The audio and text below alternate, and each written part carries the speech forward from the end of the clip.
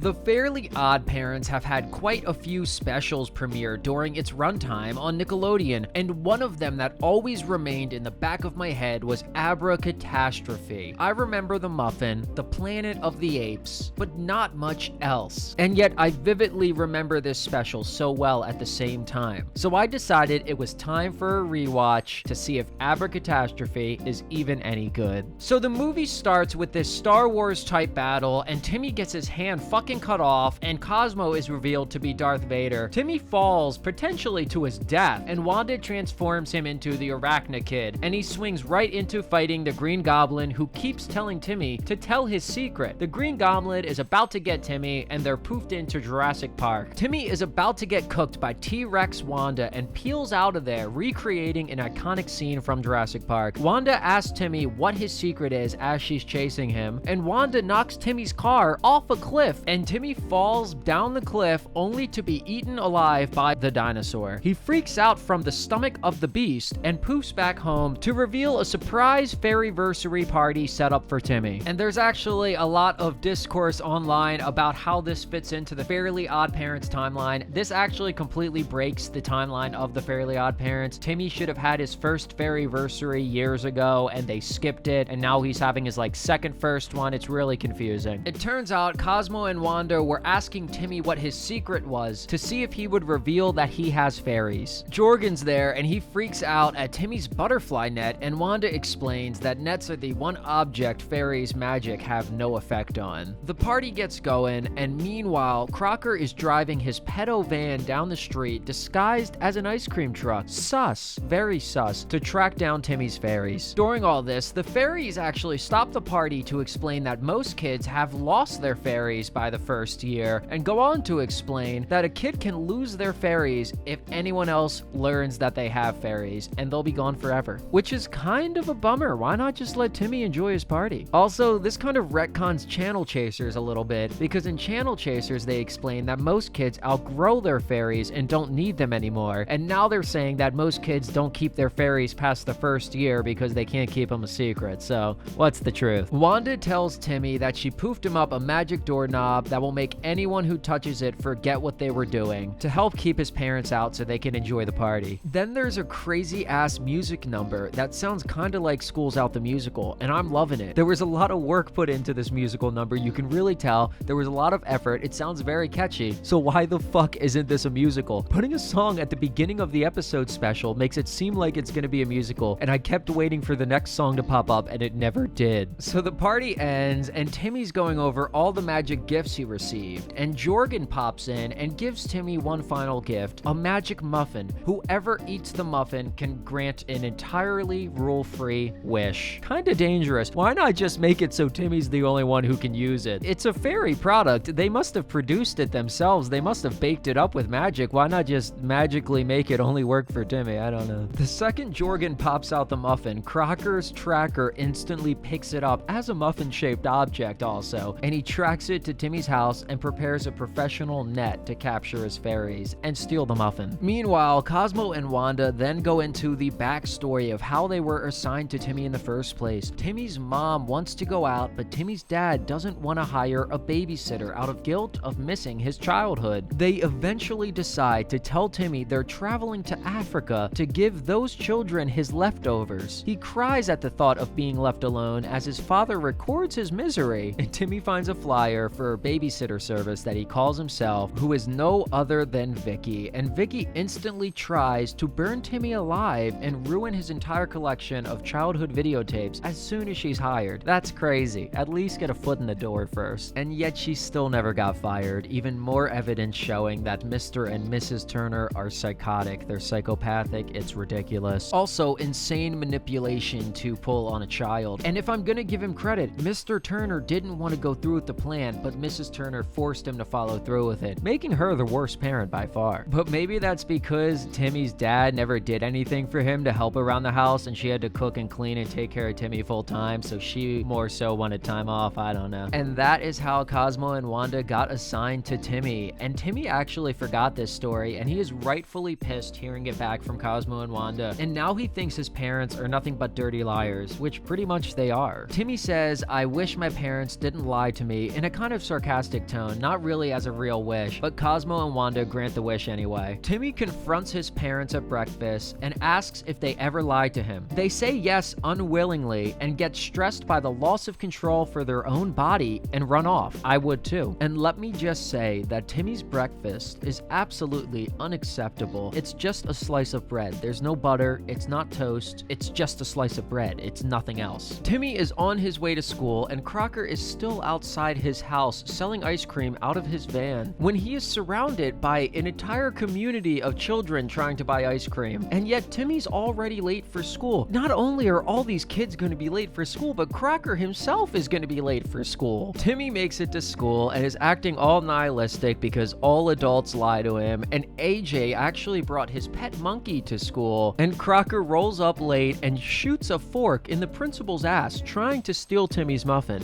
That's assault. I'm pretty sure is it a felony? Timmy runs off and drops the muffin, and a random muffin man finds it, eats a bite, then wishes for mouthwash because the muffin tasted like shit. He puts the muffin on a tray and rolls it away. So this jackass is trying to sell a muffin that he already ate. That's a violation of some health codes. It's gotta be. Timmy wants to go get the muffin back right away, but is forcibly shoved into class by an entire riot of kids. I don't know why these kids are so excited to go to school. I don't get it. Meanwhile, Timmy's parents watch old home videos to see if they really lied to Timmy all of the time. And they lied on the first clip of the very first tape that they decided to watch. Back at school, Crocker is eating chalk and Timmy wishes for his muffin back, but his fairies can't poof it back to him because the muffin magic is more powerful than the magic of a fairy. Class finally ends, but Timmy is chained to his desk by Crocker so that Timmy can't beat him to the muffin. This is false imprisonment on a child. This is a crime, and I do believe it's a felony as well. Timmy wishes to be broken free and then breaks into the lunchroom to find that it's Muffin Monday. AJ thought it was Monkey Monday. That's why he brought Bippy the monkey. Timmy's trying to find his muffin before Crocker can, and it's not looking good, but Timmy starts a food fight at the last second and the muffin ends up being thrown. Timmy frees AJ's monkey Bippy so that he can have fun in the food fight, and the muffin ends up going to the monkey. The monkey takes a big old bite of the muffin, spits it up, then starts levitating. He's making a monkey wish, and part 1 comes to a close. As far as part 1 goes, not much really happened. Timmy got his muffin, he lost his muffin, and that's about it. I mean, yeah, the monkey got the muffin, but we don't even get to see what his magic wish was. Maybe part 2 will get a little bit spicier. So as part 2 begins, the entire world is being transformed into a jungle banana kingdom, and in the wide shots of planet Earth, it looks like all the water is turning green and being removed from Earth entirely. That's not sustainable for life. Timmy is rightfully upset, so Jorgen pops in and rips Cosmo and Wanda back to Fairy World, and now Timmy is forced to deal with this himself. Over in Fairy World, Cosmo and Wanda are actually in Fairy Court being charged with the monkey getting the muffin and changing the entire world. Jorgen then brings out the rules and explains that all fairies must be assigned to the dominant species on Earth, which is now monkeys. And then a cute monkey-themed intro starts to play, and it's adorable. Cosmo and Wanda are now Bippy's fairies, and they're pissed about it. Meanwhile, Timmy's parents are trying to figure out how many times they lied to Timmy, and they're up to 5,000, completely unaware of the Jungle Kingdom overtaking their world. Timmy wakes up in a panic and realizes he doesn't have his fairies anymore. He decides to find the muffin, but needs to go to school first. Priorities, right, Timmy? He decides to try to steal some gear from Crocker to help him track down the muffin, and during class, Crocker is ranting about wanting to rule the entire Earth, all of man, and all of apes. The ape overlords get mad and carry Crocker off for disobeying their society, and presumably are going to torture him. Then Timmy sneaks to Crocker's lair and finds the magic tracker and goes after Cosmo and Wanda, and realizes they're in Chimpsdale, the forbidden city for humans to go into. Timmy throws caution to the wind and decides to infiltrate Chimpsdale. He's getting closer to the muffin, but Bippy runs off with the muffin and Timmy gives chase. He tries asking Cosmo and Wanda for a wish, but they can't help him because they belong to the monkey now. Timmy goes for the muffin and snatches it away from Bippy, but instantly gets caught by a security ape and loses the muffin. Timmy ends up in a security den with Crocker and everyone else who was caught in Chimpsdale. Bippy and the fairies are there watching as Timmy gets taken away by the apes, and they go after him, but Bippy loses the muffin and Crocker gets it. But luckily, he's not scheduled to eat until March. Timmy is about to be dissected alive by the apes, and Bippy and the fairies break in to help, but easily get caught by the apes. Bippy wishes for everything to go back to normal just before an ape uses Cosmo to forcibly cut Timmy's skull open while he's still conscious. Once everything turns back to normal, they all realize that Crocker and the muffin are both gone. Meanwhile, Crocker takes a chomp of the muffin, spits it up, then starts electrifying. He wishes he could capture a fairy godparent, then gets a net that instantly catches Wanda for him. She sacrifices herself to save Cosmo and Timmy. Crocker then runs off with Wanda, and news of this spreads back to Jorgen in Fairy World. He then says no more fairies can be on Earth to eliminate the risk of others being captured. Meanwhile, Timmy is trying to find Crocker and save Wanda, and figures Crocker will be abusing students at school. So Crocker actually is at school, so he's very predictable, in a magic muffin suit and harnessing Wanda's powers. He freezes a couple students to death, then turns others into toilets. Crazy. Timmy busts in to save the students and lures Crocker away from class, which is pretty selfless, especially for Timmy Turner. Timmy then wishes for a shield, and Cosmo does it well, and Timmy figures out he needs to fight magic with magic. He then heads home to get all of the magical items he received from his fairy-versary gifts, as Crocker melts the entire school into a castle, then attempts to blow up the entire fucking planet from the looks of it. During all this, Timmy's parents are up to 14,013 lies they've told to Timmy so far, which is astronomically high. Timmy makes it home as Crocker's magic is right behind him, and he dives under his bed. Timmy and Cosmo made it into Santa's sack just in time, and they were protected from Crocker's evil magic wave. Then Timmy gears up with all his magical fairy weapons and is ready to take on Crocker, save Wanda, and get back the muffin. And part 2 comes to a close. Honestly, I didn't really love part 2 that much either. I feel like we didn't get to spend that much time in Chimpsdale. We didn't really get to learn that much about it. It was more blink and you'll miss it type speed. But maybe they can stick the landing. Maybe the ending will leave my jaw on the floor. We'll just have to watch part 3. Part 3 begins with Crocker chilling in his castle, hassling Wanda for no reason, then poofs to the hourly bowing down ceremony, and the entire world is presumably bowing down to him. Crocker uses Wanda's magic to make it rain shrimp puffs, and everyone cries in agony as if they're being stabbed to death. Meanwhile, Timmy is in a sick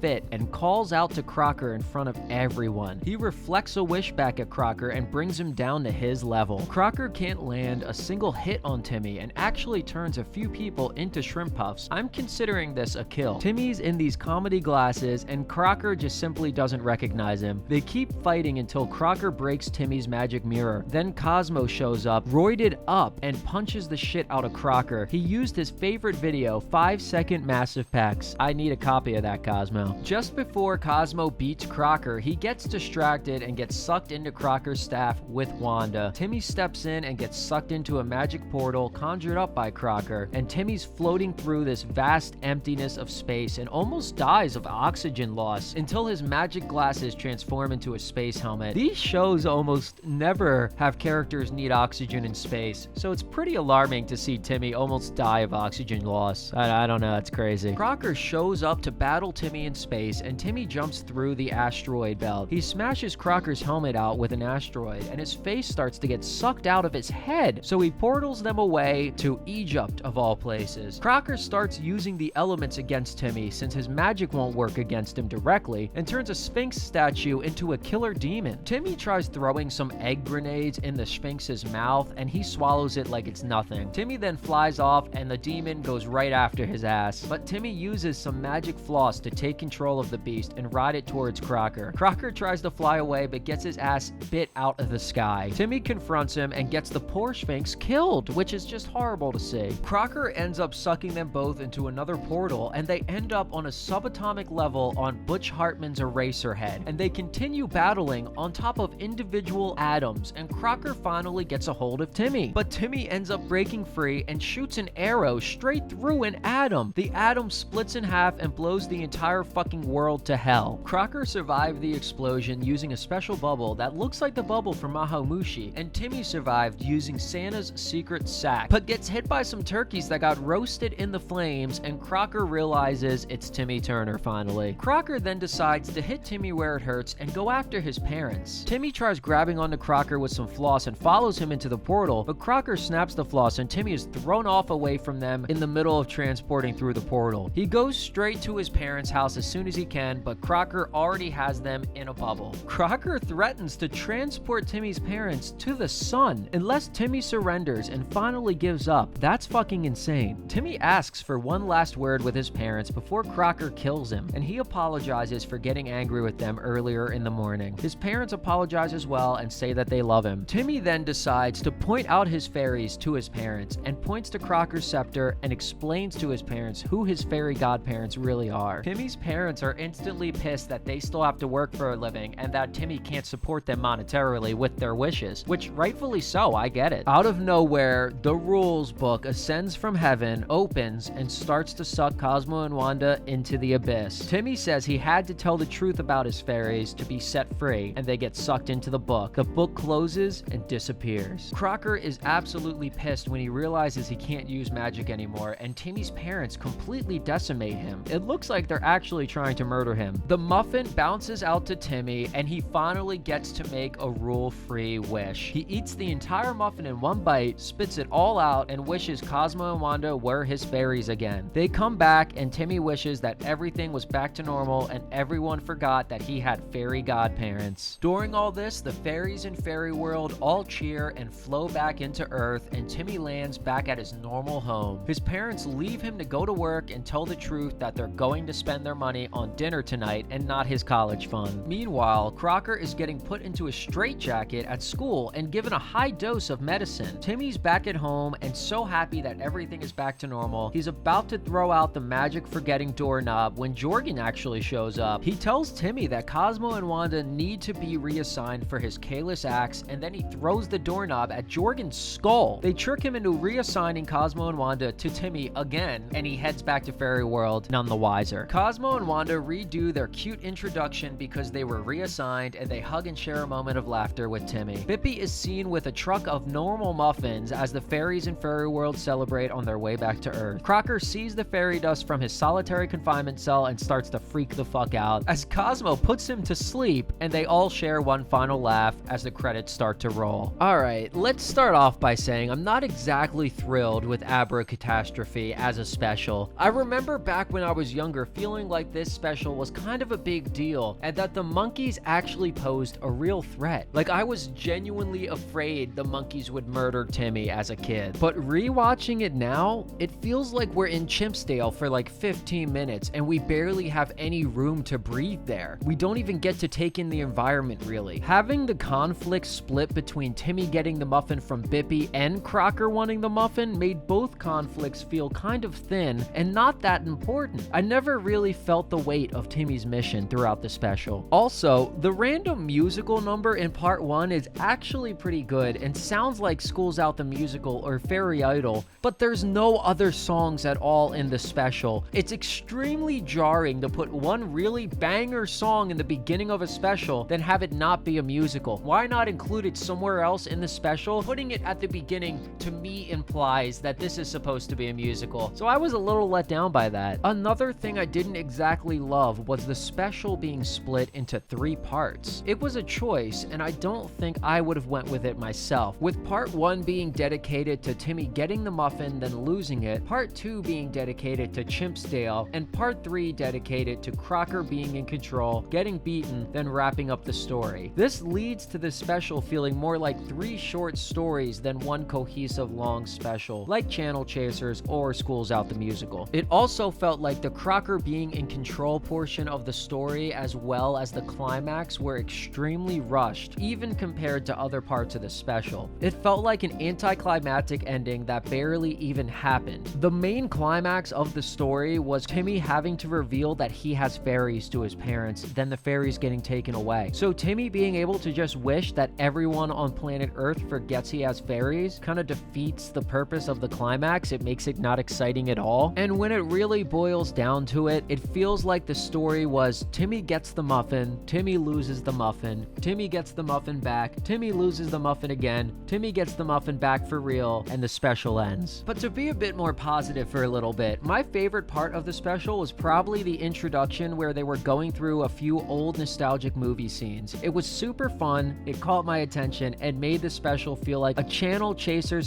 sequel for a second, which that would have been dope. Imagine if we got a Channel Chaser sequel where they went through a ton of movies instead of TV shows. Another thing I liked about the special was a glimpse into Timmy being kind to other living creatures, which is not usually shown on the series. When Timmy frees Bippy so he can have fun in the food fight, it shows that he was thinking of someone other than himself. Timmy is usually seen to be selfish, so it was nice to see him give some love to some of the animals. He also lured Crocker away from the classroom to save all the children from being murdered, so that's also pretty selfless too. I liked that. And one final little touch I did like about the special was Timmy's parents showing some self-awareness. I personally feel like Timmy's parents can be very psychopathic towards him and not even want him to be alive, if we're being honest. So to see them so obsessive over all the times they lied to Timmy was a nice change. But I do think that they were still doing it to just relieve themselves of guilt rather than to make Timmy feel better. But overall, I think Abra-Catastrophe just didn't grip me the way the other Fairly Odd Parents specials have. The plot kept moving, but I wasn't really invested in it. The story was stretched too thin across multiple conflicts, and the decision to split it into 3 parts didn't really pay off in my opinion. If I had to rank this one, I would definitely put it below Channel Chasers and the first Jimmy Timmy Power Hour. It pains me to say that because I have a lot of nostalgia for this special, but honestly, it's one that I think you can skip without missing too much. But what do you think? Do you disagree with me? Let's have a duel in the comments. And hey, if you stuck around this long, maybe subscribe.